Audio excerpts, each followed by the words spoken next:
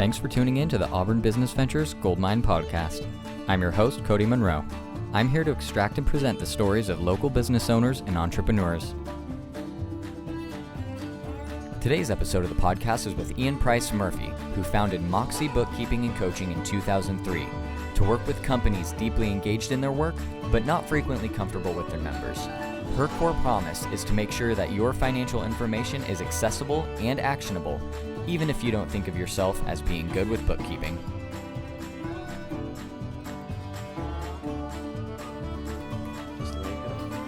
Sweet, we're good to go. Cool. Good to have you on the show. Good to be here. Ean Price Murphy with Moxie Bookkeeping. Yeah. So tell me about your bookkeeping business in terms of being a virtual firm, which I happen to already know that you guys are, and how long you've been in business, and just kind of like a quick overview. How quick of an overview do you want? I can do Whatever super you short. want. All right. Yeah, whatever you want. So the firm itself, I was a freelancer for years, and then in 2003 I hired my first assistant, who's still with us, which I love.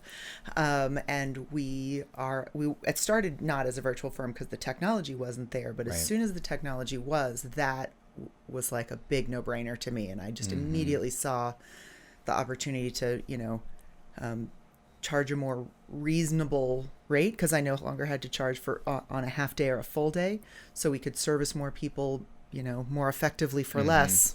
Why not? And we have grown to 10 now, all over the U.S. Okay. The company is still based in Brooklyn. I live here. We've got, some people in the South, some people in the desert West. We have one or two up north, but yeah, everybody's just kind of all over. We all work sort of East Coast time and, communicate on all of the various tools that we have now, Right. And live the cloud-based lifestyle. And so I have a couple questions already. First is, roughly what year was it that you were convinced that the technology was good enough to become a virtual firm? I think that I was convinced that it needed to happen and that the technology was going to be good enough very early on. 2012 is when I remember kind of being all in on that. That was the year that Xero really made its U.S. appearance and gave QuickBooks Online a run for its money. Okay. Up until then, services as software wasn't really the smartest choice for everyone because the monthly subscription was higher than the annual purchase price of a software that you could really kind of use for about 3 years. Right. So a lot of people were really resistant to that. So it was actually more of a software thing. My mind, I was thinking it was like a almost like an internet bandwidth thing going on where. So did you start in Brooklyn yourself too? Yes. Okay. So. Oh no, sorry. I started here in San Francisco, but when I moved back to Brooklyn, that was my only marketable skill. So. But nevertheless, in the city. Yes. So out here in the boonies, bandwidth has always been an issue. Right. And so when you're talking about 2012, in my mind, I'm like, oh yeah, that's when internet started becoming decent. Yeah. Whereas like you living in the city, like it had already been decent for a decade. Right. Yeah. And I think that those two things may go hand in hand. It may be that the greater the pressure to be able to use online tools, the more likely that cities are interested in investing in that infrastructure. Like I know that here Sierra Commons is pushing hard for good internet for us because that's what's going to allow people to be business owners. Yeah, and I feel like it's like a problem with the internet service providers too, like not in rural areas, not having enough people to serve to justify the cost of improving the infrastructure. And you're like, oh my goodness, like. That's what satellite's for, Yeah, but Starlink. Yeah, Elon Musk. No. You heard about that, right? I've heard whispers. I try not to pay attention. I don't know. Yeah. I just can't satellite internet just done better than it was previously. Yeah. Well, yeah. And anyway, so cool. And so it's really a software thing. When software started to become more accessible, better for you guys to use. Right. Okay. Yeah, because the connection wasn't an issue, because even at that time you could do things like hosted QuickBooks Desktop. It was just slow and dumb and expensive and not interesting. You hear that? She called QuickBooks dumb. Probably not the last time. I know. So, and then how did you find, this was the other question, how did you find all of the partners? Like you started as a couple partners, and then now you have, what did you say, 10? Yep. And so all over the country. And how did that growth come about? Like, you're meeting people at conferences, or are you just general networking? For our hiring, we actually go out and look specifically. So I don't love it when my team is working higher than 80% capacity, just because I know that we're going to get a project or something's going to come through and be like, you know, hey, we need 2 years cleaned up all of a sudden for this deadline. Because that happens in bookkeeping. All the time. Yeah. Way more than it should. But, you know, but some cases it makes sense. You know, if there's a company that's been going along, you know, self-funded, and suddenly they have the opportunity for an investment, they may have been ignoring the bookkeeping and the finances altogether because they're just so focused on the operational stuff. Yeah. And then the investor goes, great, let me see your P&L. And they go, oh, my what? My what? Yeah. What did you say to me? So that's when we get called in to like try and get things organized in a way that someone can at least understand what's going on. Right. Yeah. Okay. And you've been doing this a long time. You've seen, I'm sure, a lot. Oh, so many things. Yeah. People sometimes come to me and they're like, I'm so embarrassed about my books. And I'm like, you don't worry. Please don't worry. And okay, so for somebody just starting a business, is having a bookkeeper something that, it's kind of a loaded question for you, but it's like, is this something they should have from the very beginning? No. Okay. I mean, let me qualify that now. And Yeah. I think, you know, so I think there's a couple of things. There's a larger conversation about what is a bookkeeper and what does a bookkeeper do that has gotten very ambiguous. You know, it's sort of like saying, I'm a doctor. Well, great. Are you a doctor of philosophy or are you an ear, nose, throat guy? Right. You know, that word doesn't really tell you much other than... I'm a numbers person. Right. Right. So I think it is great to have a professional, which will sometimes be a bookkeeper and sometimes be something else, who can help you set up your software correctly. You know, one of the biggest sort of things that I do with people at every stage is look at their chart of accounts, look at the list of how they're earning and spending money and say, so is this just the default that you're trying to like cram your foot into that shoe, right? Or was this made for you? Does this make sense to you? Because if you don't know what's supposed to go in this category or what you've put in this category, it's going to be inconsistent and wrong and never make sense to you. Right. It has a purpose. Like they built that specific tool for a purpose. Yeah. You should know how to use it. Right. But again, it's, you know, it's like buying a suit off the rack. Like Right. It wasn't necessarily tailored for your body. So it may always look a little weird unless you get the sleeves shortened and the legs lengthened or whatever. So past that, do you really need a bookkeeper? No, you don't. I mean, you do, but you can be the bookkeeper because Being an organized person? you don't even really need to be that organized. It depends on what your goals are. You know, if your goals are to file taxes on time, you can do it once a year. You know, the reason that I'm a bookkeeper is because that makes me cry. You know, I just feel like that's such a missed opportunity to know, are you going in the right direction? It's like walking without a map. Like you're going to enjoy the lovely walk, but you could end up, you know, one of the first stories in that book, Fix This Next, is about the woman in Hawaii that went on a little stroll and like sat down to meditate and then got lost for 3 days because she just didn't have that internal compass. Right. And so that we just have to kind of remember that as business owners, we don't always have that internal compass. And so just getting a roadmap. Right. Good enough. Well, good let me grab it now that you mentioned it. Because you brought this. Fix This Next. How do you say that? Yeah. Michalowicz? McAllowitz. Yeah. Mike Michalowicz, Fix This Next.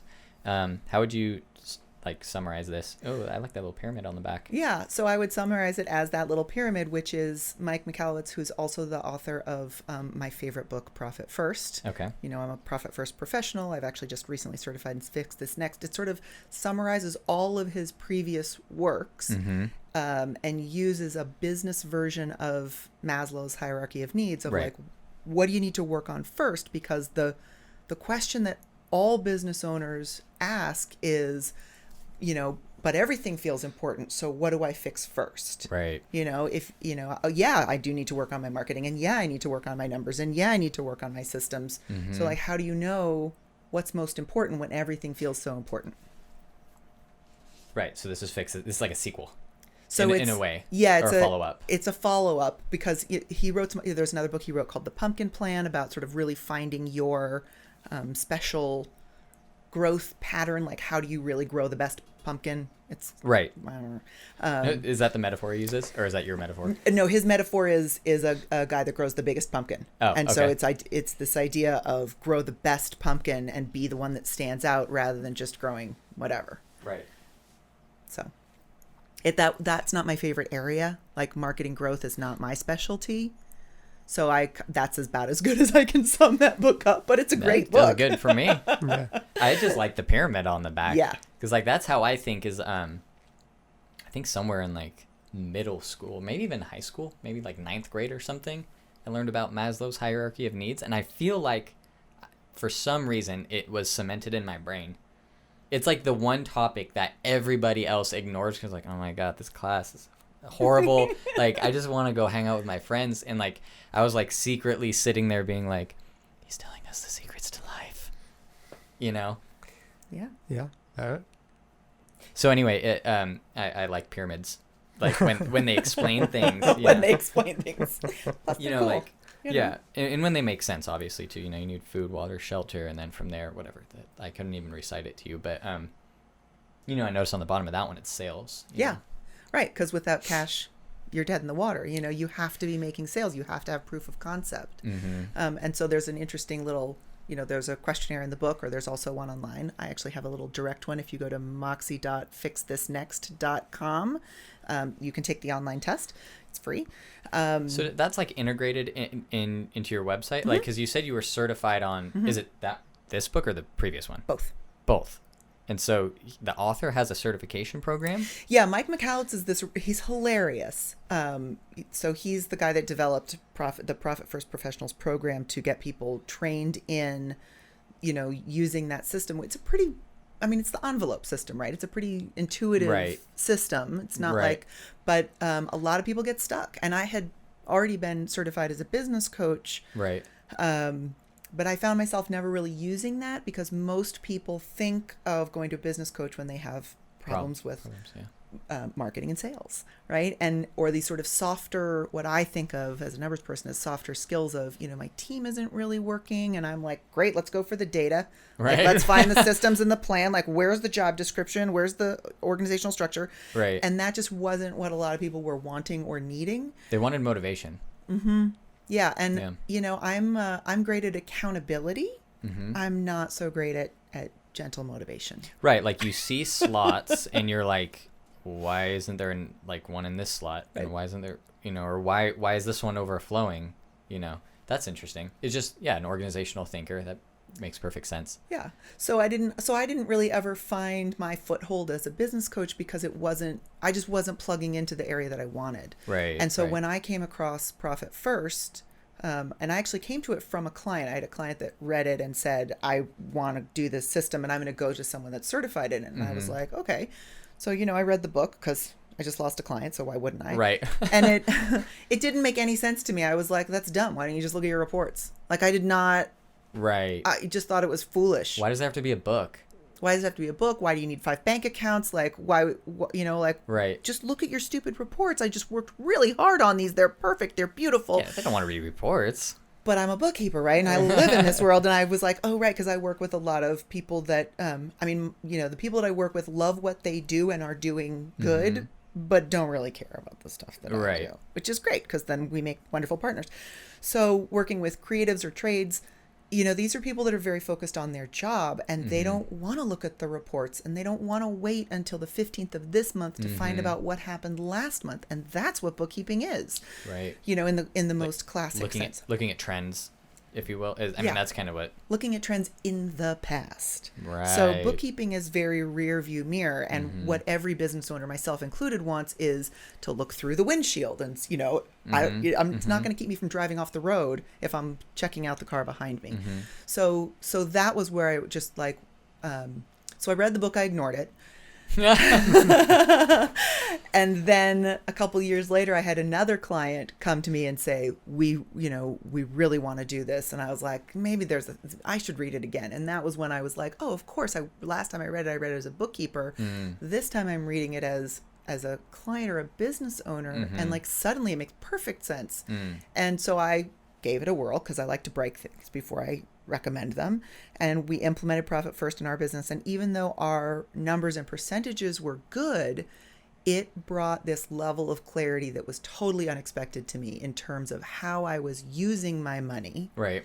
And instead of being like, well, how did we do last month against the budget? Like the bank balance becomes the budget. Right. And so if the question is, well, can I afford to hire an assistant? Can I afford to move to a different office? Can I afford to spend $500 on Facebook ads this month? Is the money there or not? You're right. The money's either there or not. And it's just, no more spreadsheets, no more budgeting. I know exactly where I am. I was able to double my take home pay and I was like, all right, I'm in. It's funny.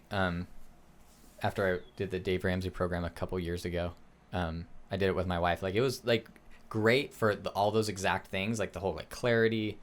I use credit cards still, but like I'm steering my own ship here. But at the same time, it's like the level of clarity and confidence in managerial skills when it comes to money was just like immediately. I just went from like a loser in that regard to just being like a champion. I felt like, yeah. And it's funny because like to this day I'll casually be talking to a friend or something, like not getting in their business or whatever, but just maybe talking about budgeting because it came up, and like it's so funny to like watch people talk about how like, oh yeah, I kind of just like keep track in my head, kind of, I just kind of, and you're like, well, so you don't budget. I mean, like I'm not trying to do a gotcha. I'm just like, you can't do a budget in your head. Right.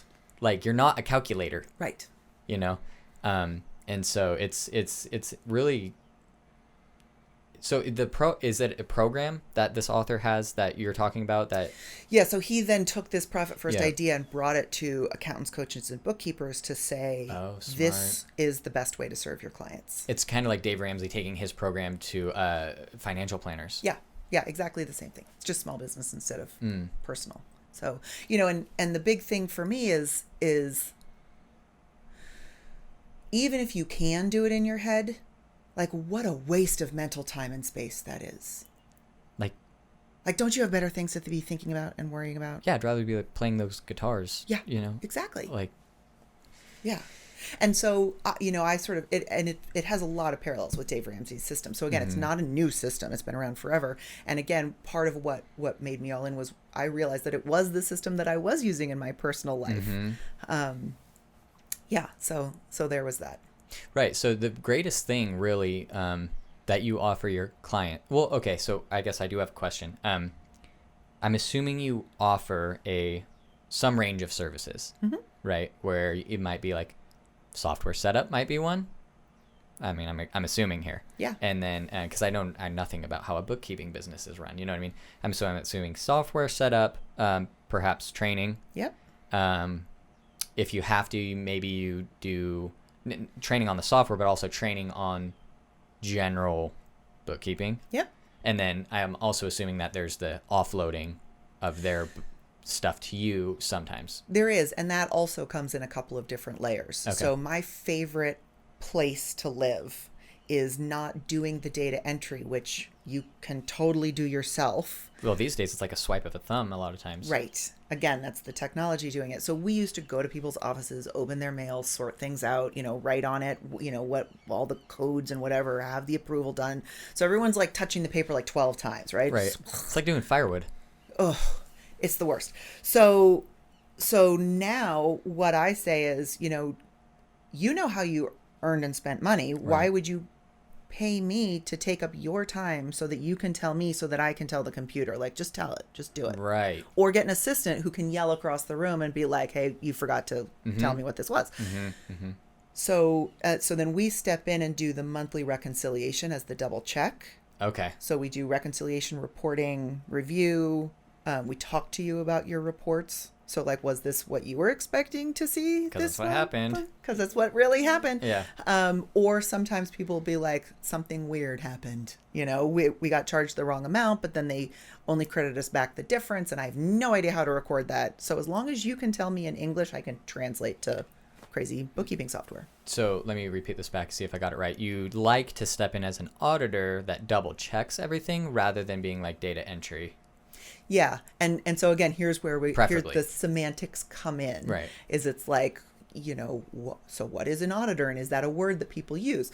I still think of it just as bookkeeping, because it's part of what a full charge bookkeeper does. Yeah. We just don't do the accounting clerk piece of it. We can. Right. There are clients that we do that for, but you're Why would you hire us instead of like somebody that just needs a job for $15 an hour? At a quarter of the price. Right. To do way more. They can help you with the scheduling and all of the other things that you probably really need help with. And even a VA can do that. Right. And those are usually like $35 an hour. So I think people, I don't know, here I go generalizing people, but people. Yeah, I think it comes down to like moving information around, and people don't think about life that way. They don't think about life as a bunch of like bits of data that get pushed around. And like, to me, that's what money is. To me, money's nothing but bits of data. Mm-hmm. Like a dollar is like, well, I guess you could get a penny would be like your base amount, but I don't really think of it in cents. I think of like dollars, right? And so to me, like a dollar is like a bit, and it's like, it may as well be, it's all in the bank. It's all digital. It's all just numbers that show up on my phone screen, that I put my password in to check. I'm not like holding a lot of cash. Like I might have like $100 in cash at any given time, because I'm paying with card or PayPal or whatever, charge it to the Amazon account or whatever. And it's like, so when it's reduced down to data, if you actually frame everything around that, then it becomes like a process and a workflow and a systematizable problem. Yes. Yeah. And so then again, the reason that I don't use that language with my clients is most of them are not numbers people. Most of them are really good at what they do. We work with a lot of creative people, whatever that means. Again, I consider the trades to be creative. And so if I say to them, oh, it's just all about systems and data, like their eyes just and they'll roll back in their head. So it's weird though, because it's like the reality though. Yeah. Well, it's one way to frame the reality. Another way to frame it is it's all little bits of information about goals, or it's all emotional, droplets, because what are you going to use that money for? What are you going to use it on? Is it going to go towards what you want it to go to? Is it building towards something, or are you, losing it the way that you lose time on a commute? I feel like I think about money, and this might be a byproduct of that, like going through Dave Ramsey and just shifting my perspective. I don't think about money as this like as a thing, like, or object or quantity that I'm trying to amass, as much as I am thinking about it as like a blood to a body, or like oil to a machine, or like water to a cooling system. Like I think about it as like the fluid that runs through something that keeps it alive, rather than this thing that it's not like it's raining and you're trying to funnel it in. Like, yeah, some people are out there doing that. But it's like, that's not going to last, because like, you're just like propping that funnel up manual, like, you might make a quick 50 grand or something, but then what's after that? Like, there's no system really in place. But if you have something like, let's think of something really nice and beautiful, like a tree. It's like the system, and it like sucks all the water and the nutrients up, and it has like all these veins. And to me, like money are the nutrients in the water. And, if you have a good system in place, like that thing is going to grow, or at least have the ability to grow. And I never thought about that way before, I guess, which is the whole cash flow way of looking at it. Yeah, that's the cash flow way of looking at it. And I love the idea of nutrients, because again, it's, just because it's a calorie doesn't mean it's a dense calorie. And just because it's $1 doesn't mean that it's a good dollar. There are definitely ways to earn money that cost more than they're worth. So it's like when you get a check in the mail from the IRS for 23 cents because of a numbers issue somewhere, and you're like, wait a minute, the paper that you printed it on costs more than that, let alone all the labor to mail it across the country to my P.O. box. Yeah. Like, you couldn't have direct deposited that, although I guess they got better. Well, it worked for me with the stimulus check. I shouldn't be like, there's probably some people out there like, I never got my stimulus check. Don't talk about how effective the IRS is. Anyway, But it's their system, right? Yeah. I mean, again, it comes down to the system, and the system is made up of many internal and external components. Right. Well, what's like a common mistake you find in, well, I guess you can't really get into people's numbers until they're your client for the most part. But what are like some common mistakes you see that other people might not know they're making? Is that something that is a thing? I mean, I think the biggest mistake is to think that it's alchemy. Yeah. You know, people are like, oh, I just need you to come in and do your magic. And I'm like, this is not magic. Yeah, it's like, I'm not a salesman. Well, yeah, but it's also like, it's just, you know, it's 2 + 2. Like, it's always going to be 4. And that's what I personally love about bookkeeping. It's always right. Because if it's wrong, you just find why it's wrong and then you make it right. It's the only thing that I know of in life where perfection is achievable. It's funny because, like, you keep referring to how people might think that what you do is super boring, but it's kind of like, I wish there was like a bajillion of you that could like plug into everybody's world, because if you could have one person like literally only care about looking at the numbers and be like, nah, bro, that's not good, or yeah, no, we're good, you're good to go on that, which is like what your typical, like what CFO would be for or whatever, you know, but these, you know, smaller businesses don't have that kind of, like, it's like a husband and wife started a shop downtown, you know, and they're just doing what they can to exist, you know, and then the better versions are like when they actually, you see like really creative local businesses where you're like, wow. And there's kind of like this wow factor where you're like, that exists in Grass Valley or that exists in Auburn. Like, this is really neat, you know? And it's, I feel like in the past few years, we've been getting more of those in our area. Like, we have some pretty sick breweries. We're starting to see, you know, some cool stuff like that. And, you know, and you never know all the details about each one, but you got to imagine like that stuff's just not possible without one of the people knowing how to. Oh, you'd be surprised.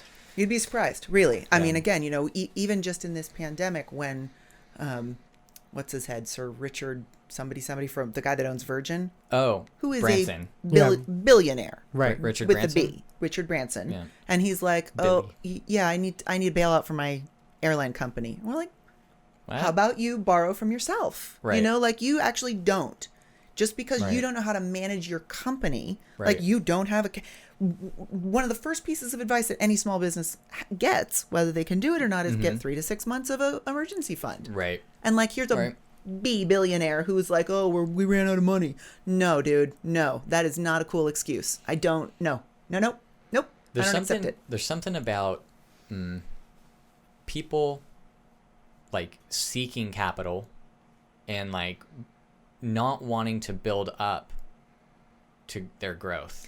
Well, and so that's, and like, yeah, it's not that they don't want to build up their growth. It's that they are constantly reinvesting their profit towards growth, which usually just means that their expenses are too high, you know, and then they're either overpaying themselves or, in most small businesses, are underpaying themselves. And so that's where I obviously get a little wound up about it, because, you know, it's one of those things where it's like you're seeing someone walking around doing something that is damaging their health. I can't even think of something, you know, where they're like, oh, my back really hurts. And you're like, that's because you hunch over all day. Like, just sit, you know, go get a massage or go to a chiropractor or just stand up straight and you'll feel better. And they're like, no, I can't yet. And it's just this like weird, I mean, I seems think objective to you. It seems super objective to me. But I think there's also this culture of like, if you're not suffering, you're not working hard. The grind culture. Which I do not like. Yeah. Weren't we talking about that? Yeah, we were talking about that a little while ago, how it can be, it can become the focus to just work hard. And we were talking about it earlier today. It's like, with Alan on the previous podcast, where it's like, there's more to being successful than working hard. You actually have to be right, and you actually have to be smart as well. And happy. Yes. You have to be happy, right? Because again, you started this business for a reason, to feed yourself and your family, to have some access to the things that you want to do, whatever they are. But I think that there's this, sort of mindset of, and maybe, I don't know where it comes from. It doesn't matter where it comes from. Right. Of like, I'm not allowed to be successful with ease. I'm not allowed to just be like, yeah, I work 30 hours a week and I hang out with my kids on the lake all the time and I really love what I do. Like and people feel guilty about that. Yeah. Yeah, like they didn't earn it. So, which is like very strange because there's also a whole other thing sort of behind that. It's like an imposter syndrome partially kind of thing going on. Yeah. Yeah. Yeah, or like worried about jealousy. If your Right. family doesn't come from a lot of means, then Right. You're the uppity bougie one, or I don't Right. even. We were talking about that too earlier. Where it was like, the topic was about negative comments and stuff about and it's like, look, you just leave those people alone. You aim forward, and the common thread is like being objective, right? Like being objective is knowing your goal, what you're in it for, knowing your why, heading straight at it. And 2 words you said a couple minutes ago were happiness. Was it? I can't really remember, but it was like being objective would allow you to like be happy and be successful, right? So it's like, but you have to be objective, and I think that is actually something that I think is really useful, like working on the objectivity muscle. It's like, this is the way things are. Like if I don't figure out how to sell more, or like something that people don't like to do, if I don't figure out how to look at my numbers, like I can never have an efficient system, or I'll continue to be wasteful. If I continue to be wasteful, like I'm never going to get there. Like, why am I making it hard on myself? Why am I continuing to hunch when my back hurts, when that's clearly exacerbating the issue? Absolutely. Yeah. And again, there's so many reasons to do it. So, fix this next kind of gets to like, which layer do you need to work on first? Because there's no point on working on your profit if you don't have strong sales. Once you have sales, then you move up to the next level. Obviously, that's the level where Input, I live. sales, input, like supply. Right. Money, supply. And then once you've got it, are you using it efficiently? Are you falling within healthy, sustainable percentages? Right. Paying yourself correctly, managing your expenses, et cetera, so that you can still grow, but you grow more sustainably. And that's it just gives you some really nice benchmarks so that you don't actually need to pay a CFO to tell you if you're doing okay. Your bank balance will tell you that. Right. And have you found any ways, these are one of those questions that might be too hard to answer, I don't know. Have you found any ways to help your clients become more like enthusiastic or excited about this topic? Totally. Oh yeah, that's cool. Yeah, it's my favorite thing. I'd like you to share that if you're willing. I mean, again, I think some of it is just the giving up the idea that this is hard and I can't. I'm not good at numbers. I'm not, to just be like, you don't have to be good at it. You really don't have to be good at it. That's what I'm here for. I'm here to help.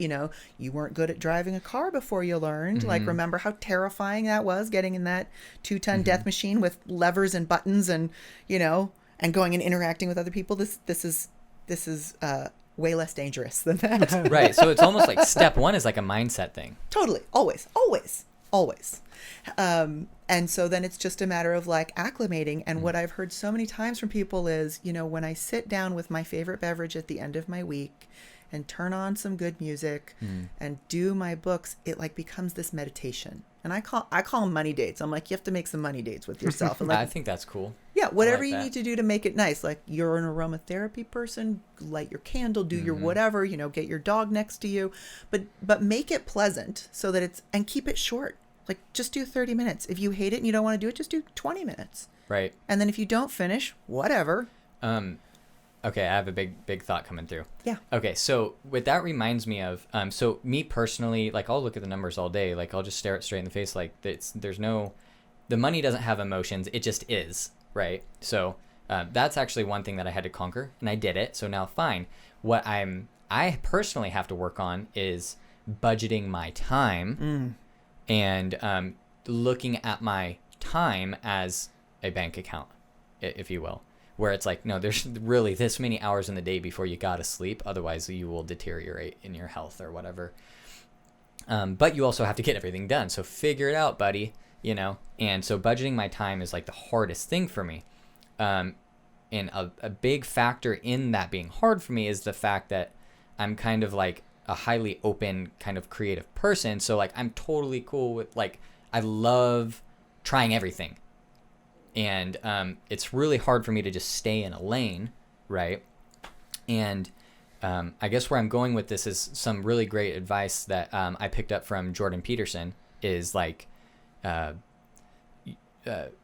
you're a person like me, it's like, for God's sakes, get a calendar and use it like in a budgetary form. But the key, and this goes along with what you're saying about making it into like a numbers date or a money date, money date.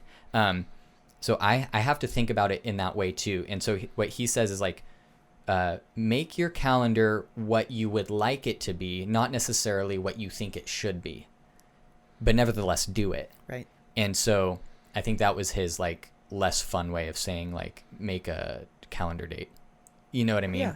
Yeah. And try to enjoy it. Right. Yeah. Don't look at your like. Don't let it be a tyrant. Don't let the calendar be a tyrant. Right. And don't let your bookkeeping be a tyrant. Otherwise, you're going to avoid it. Right. You know, we avoid the tyrants in our offices or in our relationships. It's like, oh, this person's just going to beat me up or whatever, emotionally or verbally, and I don't want to deal with the mental strain of that. And so I'm going to put it off as long as I can, and then I'm going to be miserable about it, and it's going to ruin my whole week because I know it's coming. And that's And that's a mindset issue. Yeah. Mm-hmm. Yeah. Because it's not the calendar that's the tyrant. It's your experience of this system that you're forcing on yourself or not.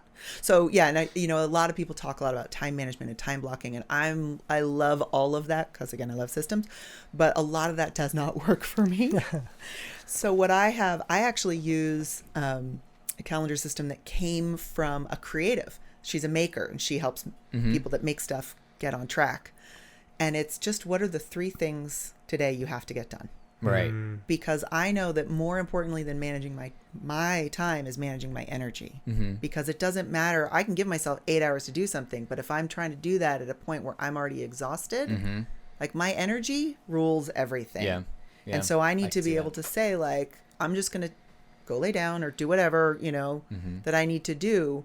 But what are the 3 things that have to get done today anyways? I think I found success in that too. But see, I'm not the most consistent person in the world. So it's like, it's weird. It's almost like even sometimes when I find something that works for me, it's like actually building a habit out of it is like, man, it's tough. Yeah. Because it's really more than habit. Like you really have to make things kind of like lifestyles for them to really take root and be easy in that sense. Well, yeah. I think you need an accountability partner. You know, because again, there's that super famous quote, you want to go fast, go by yourself. You want to go far, go together. I'm like, I can't go fast by myself. I'm going to go get ice cream by myself. It's funny. I've actually never heard that, but I like it. I do like it. It's a famous African proverb that gets thrown around all over the personal development space. But yeah, it's great. It's great, except again, for me, I looked at that and I'm like, nuh-uh. No, I need to go far or fast or to go anywhere at all. I need a team. Right. Because if I'm just powering through, then I really have to like grind into 5th gear and just never stop and let the inertia carry me. Right. Well, you have great self-awareness though, too, because you need a team. And from an outside view, I look at the way that you think and see that you think of things as systems. And like, if you're thinking of things as systems, that means they have parts, and parts are the other people that have like their own little specialties and contributions to the system, Yeah. Yeah, that's wonderful. How deep are we? We are... we're like 40 minutes. Yeah, 50. just about. Okay. Cool. So there's one thing that I sort of started to talk about and then flew off into some crazy tangent about the idea of like, what does a bookkeeper do? Oh, right. And this is a little graph that I used with my hand. It's like a puppet show. It's like a little puppet show. And the idea is like, what does a bookkeeper do? So I think of the thumb as being the outside CPA, the tax compliance person. And then the pinky is your, if you hold it so your thumb is pointing towards the ceiling, so it's like a little hierarchy. The pinky is the accounting clerk. That's the data entry person. Mm-hmm. Your ring finger is the full charge bookkeeper, the person that sort of makes sure that they did everything correctly, that everything lines up to the bank, that everything's that is expected. Okay. The middle finger would be the CFO, who then checks all of that work below them and makes some higher level forecasting. Yeah. Okay. How are we doing? What should the plan shift be? Pointer finger is the CEO, who goes, great, takes that information. What do I want to do with that now? And then, then things get handed up to the thumb CPA. And so what has happened, though, is the bottom three fingers, middle finger, ring finger, and pinky finger, have been squished together into what's called the bookkeeper. And the pointer folds into the palm because the business owner is super busy and never checking anything. And so suddenly the bookkeeper is talking directly to the CPA without the CEO or the business owner ever being involved, looking at the reports. I feel like it's such a common pattern, not just in business in general, where that's called a bottleneck. Sometimes, or again, it's not even just a bottleneck. It's like an absent thing. So now the CPA is filing taxes on information that was never vetted by the person who knows best. Right. And so, and again, this bookkeeper is really an accounting clerk, a full charge bookkeeper, a CFO, a controller. And so when someone sort of asks, well, what does a bookkeeper do? It really depends on who you've just hired, what their experience is. Are you looking at it like this or like that? Right. Right. And so when I say sort of where we step in, we sort of step in the middle to make sure that accounting clerk, whether it's you or a VA or someone, your office assistant, who may or may not know anything about bookkeeping, we can then check their work and interpret it for you. But we also make sure that like pointer and middle finger are talking to each other to be like, did you look? Does it make sense? Do you know what to do about it now? Right. Because that's where, back to like, how do you make it fun for them? That's where business owners finally go, I had no idea I had this much information available to me. Like I've always been flying by my intuition to make decisions. I never realized that I could ask the question and get the answer. How are we doing here versus there? Or like what are we spending here versus asking data-based questions. Yeah. Which is probably that's probably hard for a lot of people. Like framing their questions around what the information that they have. But I don't want them to frame the questions around the information that they have. I want them to tell me, what do they want to know? Right. And then I will frame the data so that it produces the answer. Okay. So for instance, we had a catering client that had a little storefront that did lunches. That storefront lost money, but it was a great marketing effort to get the word out about the catering company. Right. So, so again, the question was, well, what is the acceptable loss range for that marketing effort? Because what would it cost us to do that marketing and get the same result somewhere else? And so then we could track, like, is the catering bringing in enough money to cover that loss? And is that loss within the acceptable range? Right? That's a really useful super useful way to step in Yeah. and help a business. Yeah, because again, they look at the chart of accounts and they go, dues and subscriptions. I guess I put my Netflix there. It's like, well, no, maybe not. Let's talk about it. And so again, the questions that I sort of start with an assumption that you're going to want to ask is, how much did I earn? How much did it cost me to earn that? What's left over? What do I have to cover with what's left over? And then what's the bottom line? I think what are some things to look at that might help somebody identify how to determine like what a cost is with a certain effort? It's like, how much did it cost to do that? It's like, well, that's a really complicated question. It's like, or is it? You know what I mean? It doesn't have to be. I mean, and again, it depends on, my question is always do you care? Because if you don't care, we don't need to track it. Right. Is there anything you can do about it? Because if there's nothing you can do about it, maybe we don't need to track it. Like, how much are you spending on your cell phone? You've got a little bit of leverage there, maybe, but maybe you don't, Right. So that's the kind of thing where maybe once every couple of months you call, or you have your VA call and say, what can you do to lower my bill? But it's not like a marketing provider where, you could say, well, this guy's going to give me a package for $5,000 and this guy's going to give me a package for $2,000. And it seems like they do the same thing. And I know what the difference is, because if it's just price, be careful. Right. And so it's for, I feel like my role, and I still call myself a bookkeeper, but clearly, this is the business coach coming through. Like, I want to draw those questions out of you so that you tell me in English and then I translate. Right. And I like the fact that you can take somebody's desires and then figure out for them what needs to, like, what you need to track to be able to at least produce the information needed to know if they can do it from an objective cash flow standpoint. Right. Or if we look at and we say, you can't afford this, the conversation doesn't end there. The conversation is, you can't afford this right now. The way things are. Right. What do you want to do in order to try to make that better? And the classic example, or the classic answer is, well, I'll go sell more. And it's like, well, but that's why you got to know how much it costs you, because I don't want you burning yourself out or having to hire somebody else to do it if you don't have the efficiency and the profitability in whatever it is you're doing. It's just wasted effort. I think that was actually Dave Ramsey's story before he, became who he is, was something like they were in some sort of financial ruin, and leading up to that, everything was like, well, yeah, honey, like, sure, I'll just sell more. Like, I'll just sell more. And eventually it just, like, the whole thing came crashing down, because it's like, that's not a system at all. Right. Like, I mean, I think a lot of us in money have that.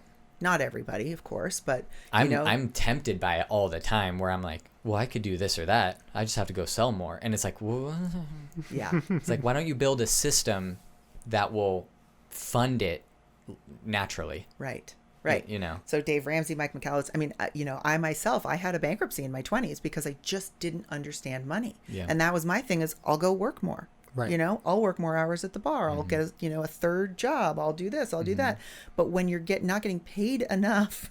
It's not an efficient way to think. People are not thinking about efficiency when they're thinking like that. Right. They're thinking about, like, short-term effectiveness. Well, right. And so instead of quitting my $9 an hour job and getting one that was $15 an hour, I was like, well, I'll just work harder. Right. I'll prove myself. She'll have to give me a raise sooner or later. No. Yeah, no, I asked her for $1 raise. She offered me 25 cents. Yeah. Did not work out. Or again, choosing to work at a bar to, like, get quick cash. But, if it was a slow night, or if I got sick, or if, a roommate skipped out on the phone bill, like, it just pushed me so far into debt that before my 20s were over, I was like, I'm literally going to spend the rest of my life paying this off at my current wage. I got to do something. Wow. And you must get so much gratitude when you, like, really unclog something for somebody, or at least, like, mold it in a certain, and help them see it, and you're like, oh man, like, now they can really thrive now. Right. And so much of that is just pushing through the fear of, I don't know what I'm going to find when I lift this rock. You're going to find some bugs. That's like, I just don't want to look at the bank account. Yeah. I just don't want to look today. Yeah. I don't have it in me. Yeah. Yep. Everybody thinks that at some point in time, like, whether it's the bank account or, like, the credit card bill or the whatever. Oh my gosh, it could even be like somebody who's, like, on a fitness journey, and they're like, I'm not gonna look at the scale today. I had milkshakes last night, or whatever. Like, I didn't go for my run. So I don't want to lift the rock. Yeah. I encourage people to lift the rock. Always lift the rock. Always lift the rock. That's gonna be one of our shirts. Yep. Always lift the rock. Because it's just bugs. I mean, that's the thing. Like, yeah, there's bugs under there. There's always bugs under there. They're just bugs. Yeah.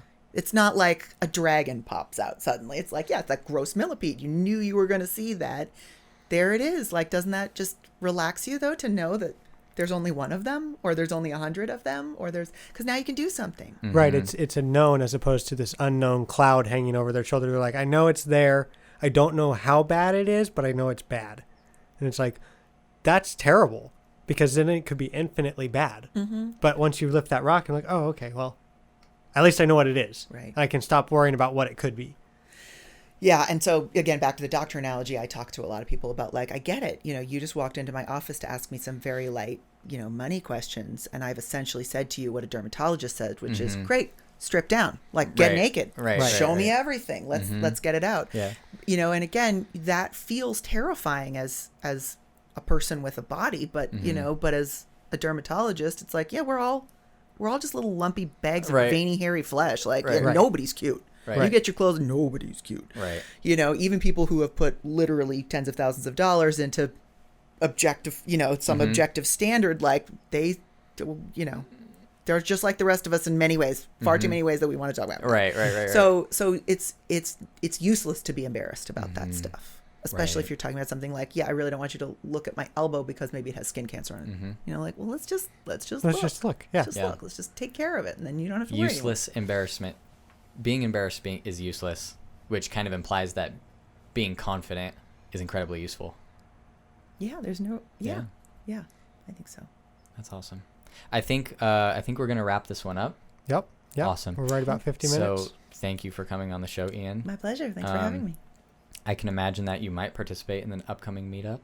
I will. You know it. I think you killed it last time. It was super fun. That by the way, everybody, Ian was she's the lady on the other end of those little clips that I published.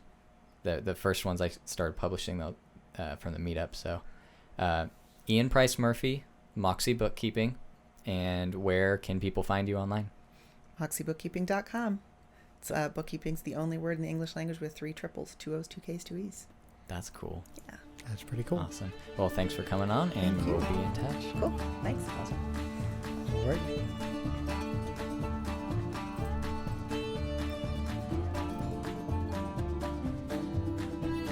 Thanks for tuning into the podcast, everyone. If you liked the episode today, be sure to subscribe to keep us in your podcast lineup. If you're interested in being a guest on the show or sponsoring the show, reach out to us at auburnbusinessventures.com.